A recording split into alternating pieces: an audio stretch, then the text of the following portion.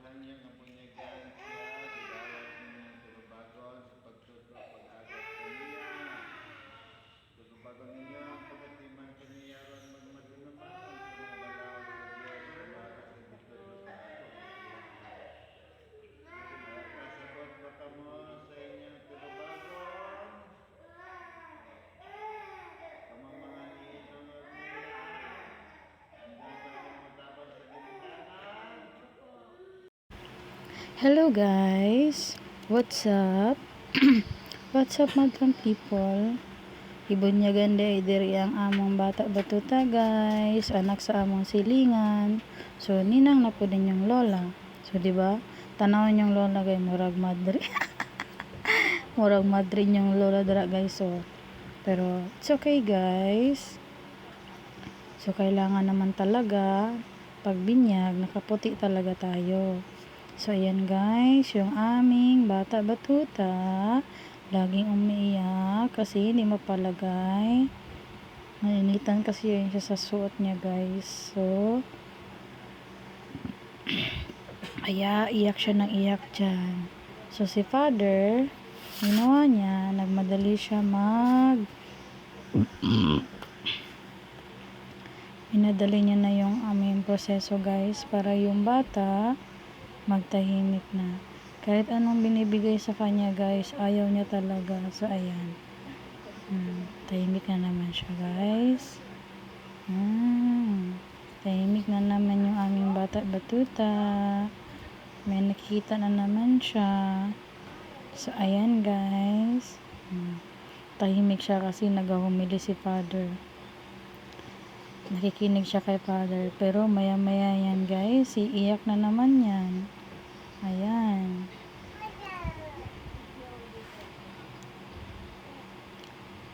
So, ayan.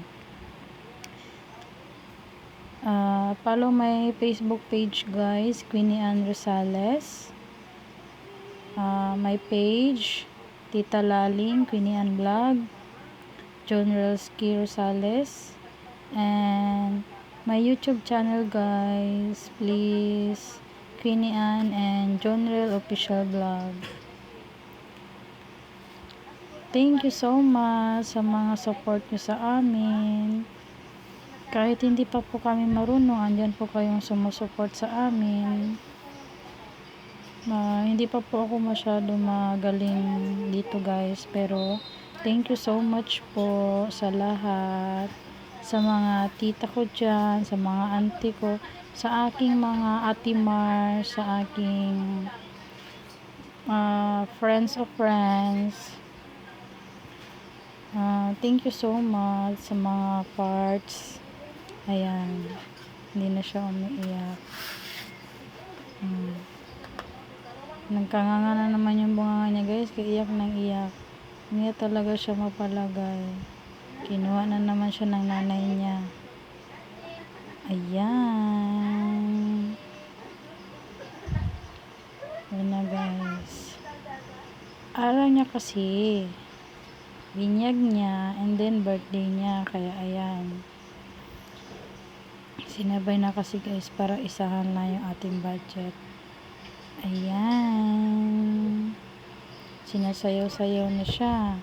At pagkatapos, binuhusan na yung kanyang ulo ng holy water. Kaya nanahimik siya. Kasi gustong-gusto niya yung tubig. Ayan. Nilagyan ko siya ng panyo na may cross. Ayan na siya guys. Ayan na. Candle. Tapos yung bata dyan, binabantayan ko guys kasi nilalagay niya yung kamay niya sa apoy. Katabi niya nga pala yung mama niya. Kasi siya masyadong napapansin ng mama niya, kaya ako yung nakatingin. So ayan. Salamat nga po pala sa nag-video sa amin. Thank you so much. At kay Father, thank you so much.